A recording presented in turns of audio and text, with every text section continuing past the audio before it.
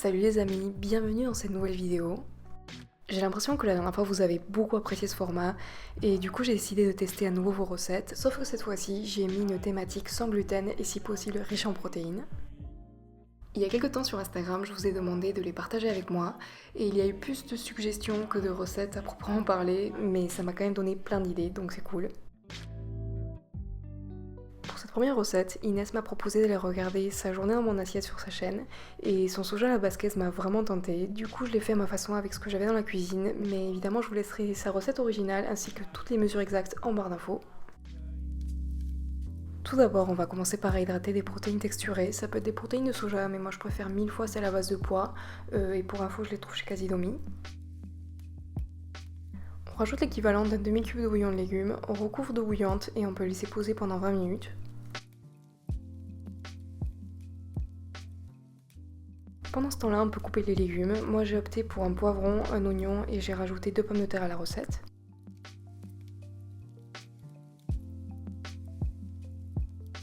Je taille le poivron et l'oignon en fines lamelles et les pommes de terre en petits cubes. Ensuite, je fais revenir l'oignon et le poivron dans un peu d'huile d'olive à feu vif. Je sale et je poivre.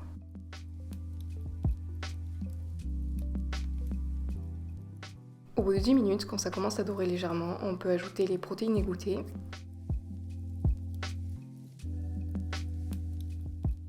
On poursuit la cuisson jusqu'à ce que tout soit bien doré. Moi j'en ai eu pour 6 à 7 minutes. Ensuite on ajoute les pommes de terre, 400 g de tomates concassées, moi j'ai utilisé une conserve. Je sais pas pourquoi ma caméra a coupé à ce moment-là, mais j'ai aussi ajouté 30 centilitres d'eau, un petit filet de sirop d'érable pour enlever l'acidité de la tomate, une pincée d'herbe de Provence et une feuille de laurier. Maintenant je couvre et je laisse cuire à feu moyen pendant 30 minutes.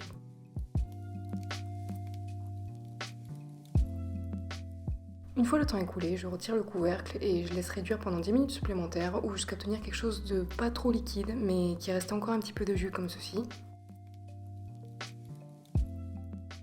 Et voilà, on n'a plus qu'à le servir tout seul, on peut aussi l'accompagner avec du riz ou en faire même des tacos, c'est vraiment délicieux. Alors Inès, merci pour l'idée, on va certainement la refaire très souvent.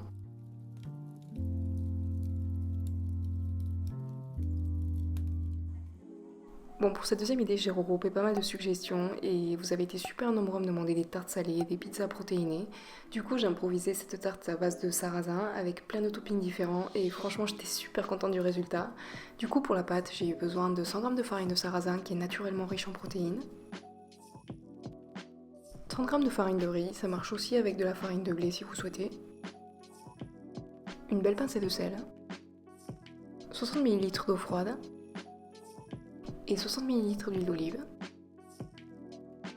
Moi j'ai utilisé mon robot pour former la pâte, mais sincèrement dans un saladier c'est aussi facile et rapide. Le tout c'est de mélanger jusqu'à obtenir une belle pâte homogène.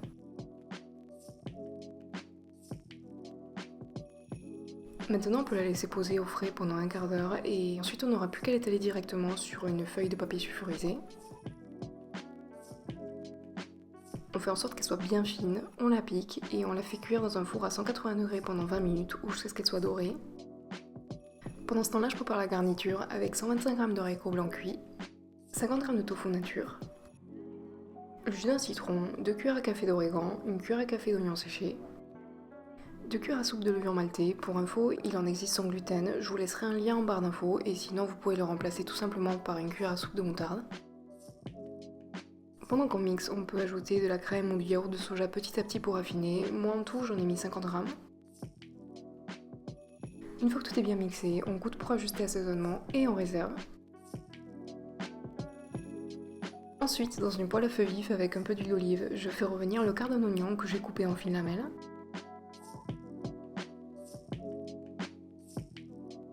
Une fois que ça commence à bien dorer, j'ajoute 3 belles poignées de jeunes pousses d'épinards, je couvre et je laisse cuire à feu moyen pendant 5 minutes. Ensuite, j'ajuste l'assaisonnement avec du sel et du poivre et je peux passer au montage de la tarte. Vous pouvez le voir, le fond de tarte a complètement cuit et c'est exactement ce qu'on recherche. Du coup, j'étale la crème que j'ai réservée tout à l'heure. La poêlée d'oignons et d'épinards, quelques cœurs d'artichaut à l'huile d'olive que j'avais dans le placard. quelques olives noires, du piment séché et je l'ai retourné au four, pas plus de 5 minutes, c'est juste histoire que tout se réchauffe un peu. Malgré le fait que cette recette était plus ou moins improvisée, honnêtement, je pense que je changerais rien parce que c'était délicieux et en plus c'est une bonne source en protéines. La recette suivante m'a été proposée par le compte Instagram qui s'appelle Le Temps des Cerises. Il s'agit de petits fondants au chocolat à base de lentilles corail et pour les faire, on aura besoin de 70 g de lentilles corail crues, 80 g de chocolat noir, 15 centilitres de lait végétal, moi j'ai utilisé soja vanille, 50 g de sucre, 30 g de fécule de maïs, une cuillère à café d'huile végétale et une cuillère à café de bicarbonate. On commence par rincer les lentilles corail et on peut les faire cuire pendant 10 minutes. Pendant ce temps-là, on place le chocolat dans un bol avec la moitié du lait et l'huile. On le fait chauffer à puissance moyenne au micro-ondes pendant 1 minute, on mélange jusqu'à ce que ce soit bien homogène et on le réserve. Une fois que les lentilles sont cuites, on peut les égoutter, les rincer légèrement et on les place dans un bol mixeur avec le reste du lait. Une fois qu'on obtient quelque chose de bien lisse et homogène, on le place dans un saladier et on y incorpore le chocolat fondu.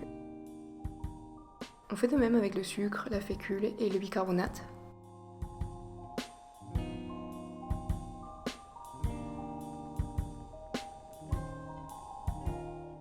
Maintenant, on verse le mélange dans des moules à muffins. Il y en a assez pour en faire 9 et c'est parti pour une cuisson dans un four à 180 degrés. En principe, il y en a pour 15 minutes, mais moi je les ai plutôt laissés entre 18 et 20 minutes. Quand on les pique au centre, il faut que la lame du couteau ressorte plus ou moins humide et voilà, on n'a plus qu'à les laisser refroidir. Moi je les ai décorés avec du yaourt de soja vanille et du beurre de cacahuète. Au niveau de la texture, ils sont très moelleux. Par contre, je trouve qu'on sent encore un petit peu les lentilles, donc la prochaine fois je rajouterai simplement plus d'extrait de vanille et pourquoi pas un petit peu de cacao en poudre. Les 2 dernières idées m'ont été suggérées par Anne-Lise sur Instagram et du coup ça tombait bien, j'avais pas trop d'inspiration ce jour-là et du coup j'en ai fait mon goûter et mon dîner. Pour le smoothie, j'ai placé une belle poignée de jaunes pousses d'épinards avec 2 morceaux de mangue surgelée de chez Picard. Pour la touche de protéines et aussi parce que c'est délicieux, j'ai ajouté 2 belles cuillères de yaourt à la grecque saveur vanille. Après avoir mixé, j'ajoute une demi-banane, une dose de vitamine D3 de chez Vivo Life que je prends en hiver. En fait, dès que je fais des smoothies, je rajoute toujours un petit complément pour booster, que ce soit des multinutriments ou des vitamines. Vous savez que j'apprécie beaucoup cette marque, que ce soit pour ses qualités ou ses principes, et comme d'habitude, je vous laisse 10% sur tout le site avec le code LOY10. Bref, en topping, j'ai ajouté un peu de céréales fourrées au beurre de cacahuète, des fromages surgelés et un peu plus de beurre de cacahuète. En tout cas, ça fait super plaisir de remanger des smoothies maintenant que c'est en train de se réchauffer. Et pour ceux qui se poseraient la question, non, on sent absolument pas les épinards. Pour cette dernière idée, Anne-Lise a proposé un chili sin carne à base de lentilles corail servi sur des nachos. Du coup, pour le chili, j'ai eu besoin de 100 g de lentilles corail crues, 150 g de haricots rouges cuits, 400 g de tomates concassées en conserve, 23 centilitres de bouillon de légumes, une échalote émincée, une demi-carotte moyenne hachée, 2 cuillères à soupe de céleri haché, une pincée de piment séché, uniquement si on aime le piquant bien sûr, une cuillère à soupe de mélange d'épices mexicaines, moi j'ai utilisé celui-ci qu'on trouve dans tous les supermarchés, et enfin une feuille de laurier. À feu moyen, dans un peu d'huile d'olive, on fait revenir l'échalote, la carotte, le céleri ainsi que les épices ensemble. Une fois que tout est bien doré, on ajoute le bouillon, les tomates ainsi que la feuille de laurier.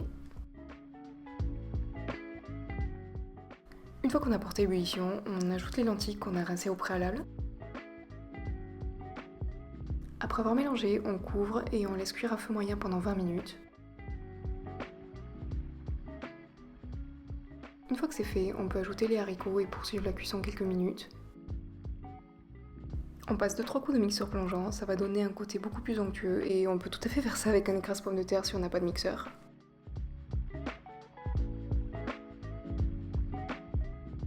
Pour les nachos, c'est rien de plus facile, je coupe simplement des tortillas de maïs en petits morceaux et je les passe dans un four à 180 degrés jusqu'à ce qu'elles soient bien dorées, inutile d'ajouter de l'huile ou quoi que ce soit.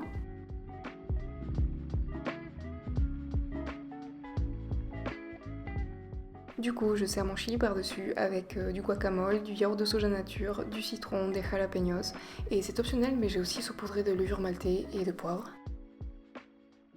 Ce plat est tellement savoureux et réconfortant et je trouve que c'était une super idée d'ajouter des lentilles corail au chili.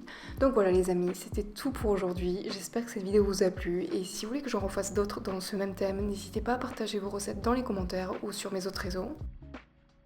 Je vous fais un bisou et je vous dis à la prochaine. Ciao!